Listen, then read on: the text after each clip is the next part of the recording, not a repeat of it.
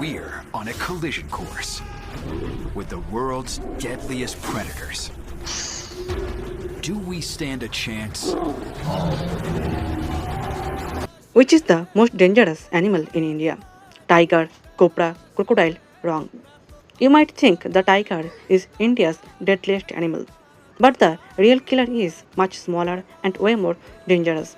Every year in India, snakes kills thousands of people, more than any other wild animal.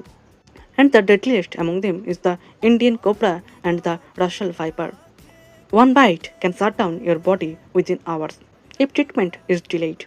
India is actually called the snakebite capital of the world because of the huge number of snakebite cases every year.